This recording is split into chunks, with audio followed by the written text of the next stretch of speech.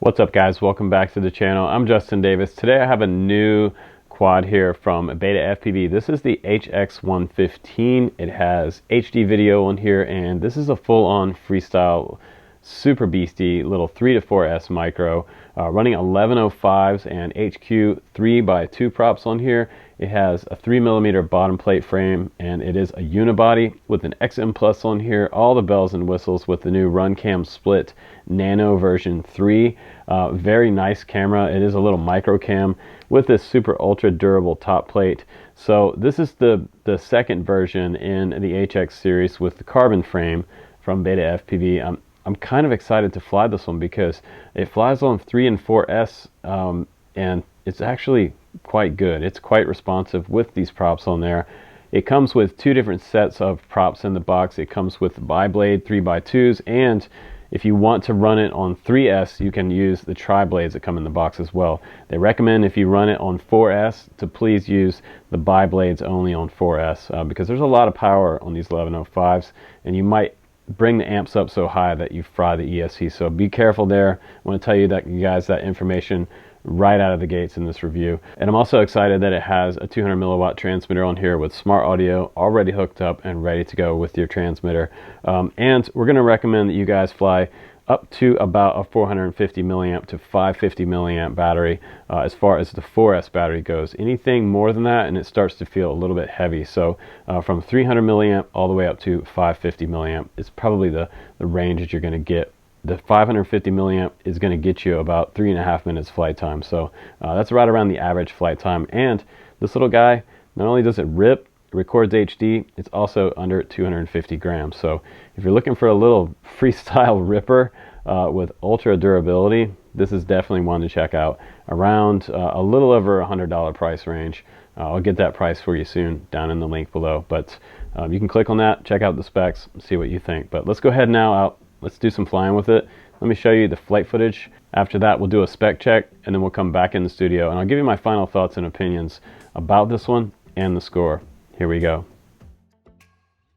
All right, guys, let's go ahead and get the 115 up in the air. Let me show you the bottom left down there. That's the 25 milliwatt feed, and you can see the RSSI is already hooked up there and ready to go.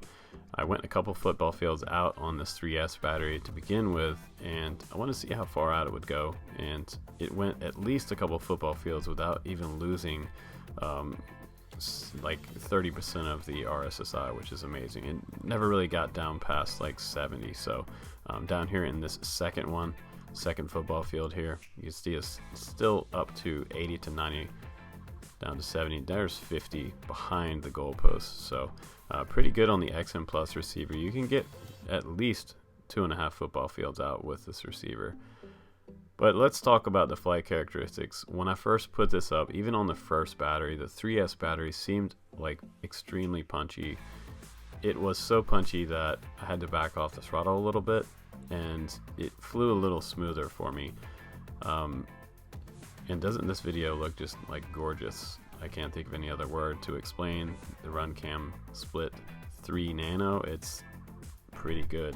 It definitely looks better than the splits of the past here that we've flown on the channel. The original Split, looking way better. And honestly, I feel like I'm not missing the 4K Tarsier on this. I think it would just add a little more weight, and they really shaved off a lot of weight with this. It might be close in weight, but honestly, I don't feel like I need 4K on this quad because I think this video looks just fine. Now we're testing out the 4S battery, and right here I'm sort of not getting my rotations correct, but I'm also still feeling out this 4S battery on the first one here. I did notice it's a little bit jerky in some of the rolls and the flips, coming back around to level, and you might see that one was fairly smooth, but some of them seem to be a little bit jerky once the flight controller was reacting as I came back around. So one thing I did notice. Now, as far as my lines go, I feel like my lines were really smooth and predictable with this quad. I could get in there close in like this and take chances out between the trees and obstacles. I also did an obstacle about 2 football fields away down at the end of this park, which was fun. Low to the ground, nice clean lines through here. back around. And you know, this HD setup has really great vibrant color. The tune is very good, much better, and left me much happier with this tune than some of the previous Betaflight or the BetaFpv tunes. There's just an example of sort of a power loop, a little bit of jello in there, coming back down. Again, I didn't quite get all the way around on that one, but playing around with some reverse transitions there. Back up above these trees, and there's that little bit of a jerk like I'm talking about when I come out of a maneuver back to level. But it's very responsive on the throttle. There goes that jerk again. And I could probably bring down the numbers and make it a little less sensitive there on the P's and D's. So here we go out. I'm 2 football fields away at this point, really testing out that receiver, just getting all the way down to the end of this park. This is a huge park. And there I was just flying along and I noticed there was a nice little gap, a little sort of a gap right over here. So I'm going to turn around, I'm going to come shoot this gap. It'll be a long walk if I mess that one up. Hopefully someone doesn't pick up the quad by the time I got there. That's always the risk when you crash in a park or where there's going to be some people walking around. But today it's fairly empty out here and I'm able to just cruise around at the speeds I'd like, normally keeping it out in the grass. But here I'm venturing over, and there was someone to my left right here, so I'm just gonna actually 3 people there, so I just went to the right. And these quads are so small that a lot of times people aren't going to harass you for this one. This one's under the 250 gram weight limit, so no biggie. Not a full-size 5-inch, but flies really, really well. So I'm happy with where this one's at. Super happy with this quad. No problems at all during my review on this one. Very nice quad and a decent tune. So the specs on here look pretty good. 2 to 4S on this baby, up to about 550 milliamp, 1080p HD video from the Runcam Nano is doing really, really well. And a quite durable frame, which I'm happy about. 115 millimeter wheelbase, and that's a unibody, 3 millimeter carbon frame. Plenty of thickness there. Got my XM Plus already installed by BetaFpv under there. 1105 5000 kV motors giving us that ultimate punch out. HQ 3x2 props with 2-bolt configuration. That's not too bad. That's fairly typical. Runcam Split Nano 3 camera, and we have the manual record button on the side, and we have a micro SD card slot right here with a bumper to keep it from falling out. Plug and play motors on the bottom in case you have to swap out a motor. No soldering required on that. And we have an ABS molded canopy, much better than the older ones. Not a lot of camera protection right here for the Runcam Nano 3, but it is quite durable. And here are those 2 bolts on the top. There's also one on the very bottom right here. They are quite long bolts. They go all the way through the standoffs, and they have a little nut at the very bottom you're going to have to keep track of. And let's just go ahead and pop the top on this guy. This is the bottom bolt right here. Once we have that off, you can see the Split Nano 3 and the AO1 200 milliwatt transmitter in there on 5.8 with smart audio, which is super great. I love that transmitter. And we have a flight controller. This is an F4. It's a Toothpick F4 2 to 4S with 12 amp BL Heli ESCs on here. So plenty of room for even running a 4S battery. Also a 3.3 volt spot for you Spectrum guys. And we have an LED and a buzzer option on this side, over where the micro SD card slot is. And also we have Betaflight OSD on here. The firmware is BTFL 3.5.5 and the Maytech F411 XT30, and the capacitor right here for cleaning up that video even more. And also in the box you get the tri-blade props. Those are the 3x2 HQ props. And we also get a 3S 300 milliamp battery, the Runcam configurator board, and the manual and help and Facebook QR codes right there. And these are the batteries I'm going to recommend. That was the best, the 3S 450 and the 4S 450 for the best flying. Let's go ahead and get a dry weight on it. 73.5 grams. 73.5 grams, not bad. Now with the 3S 450, let's see what we get. Well under 250 grams, 115.1 grams. And now let's check out the 4S 450, the Big Daddy. Let's go ahead and set that one down, see what we get. 132.3 grams. That's not bad at all. And let's do the biggest battery I have is a 3S 550, and even a little bit lighter, 128.9 grams. That's not bad. So this one overall is looking like it's going to get a pretty decent score. Let's go ahead and give my final opinion on the HX115.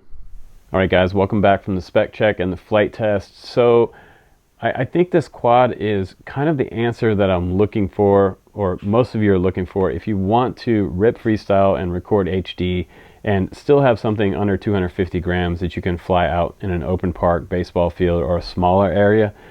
The power system on here, the 1105s, and we've been talking about this type of setup for some time now on the 2.5 inch props, talking about 1103 motors and 1104s, and when you get up to 1105, things get really fast on 4S. So this little guy is going to cover almost 2 football fields in less than 5 seconds. It's a really fast quad, so it's a good idea not to fly this one where there's a whole lot of people around. You want to really be careful where you fly this one because it is extremely fast. So let's talk about the durability. 5 out of 5 for the durability. Very durable. I took some hits. The top plate on here is that sort of ABS style plastic with 3 different standoffs here holding it on, and in the very back you're likely not to break the dipole off. The props are some of my favorites right now, the HQ 3x2s. These are the T 3x2s, by the way. I'll try to put a link down below for those. You can get multiple colors in these and dress it up how you want. The frame also held up 3mm. There's not a lot of flex here on this frame, which I like a lot. And they already put the capacitor in there for helping clean up your video on that XT30, which is also a nice touch.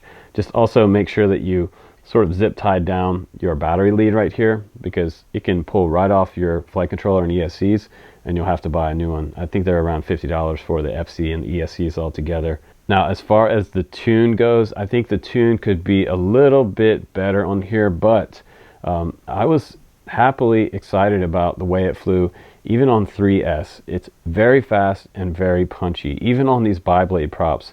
I thought this was going to be a much faster prop, but what happened was I had a ton of lift on even about half throttle, so I actually had to throttle back a little bit sometimes, making certain maneuvers, and I had to almost like I had to scale back on this a little bit because of the 1105 motors that are on here. You have that extra bit of juice in there on the throttle, so something to think about when you get this one. It's going to even have super punch on a 3S battery, so when you go out to 4S, expect this thing to be like in a total rocket. So I think this one's worth the money that they're charging for it. I think this one is safe to buy. I've had good experiences with it. It came back in one piece. I didn't break any props. The HQ props are ultra durable, and the 1105s are pretty beastie, and it performs really well for what I like to do. I almost have to relearn how to fly this one versus the other ones with 1103s. Much more power here if that's what you're looking for, and you have HD on here, which is also nice. The Runcam Split Nano 3 is a very nice and reliable HD DVR system, so this will record separately from your Fat Sharks, so you'll see all the telemetry on your Fat Sharks, but you won't see any of that on this HD recording. Just that pure 1080p video at 60p, which is really nice, 60 frames per second. So we're going to rate this one at about a 4. I guess I'm going to go about a 4.5 on this one, sort of a higher rating than I have given some of their quads in the past. I really like the 85X, but I feel like this, without the prop guards on there, is the way to go. They have the 4K version with the Tarsier on here, but this one flies about 10 times better than this one as far as freestyle goes. But then again, this one's a freestyle, and this one is more of a Cinewhoop. So 2 different classifications here, not really comparable, but if you're looking for something 4K, that's the one to get for the 4K. And I'll put links down below to all of these down below. Also the HX100 if you want to check that one out. It's sort of a lighter version of this one with no HD recording. But thanks again for watching the channel, guys, and staying up to date with all the latest and greatest releases. This is the another HX series 115 HD edition. You can check this one out at the link below. Thanks again. Please do subscribe, guys. I'm Justin Davis. I'll see you on the next one. Take care.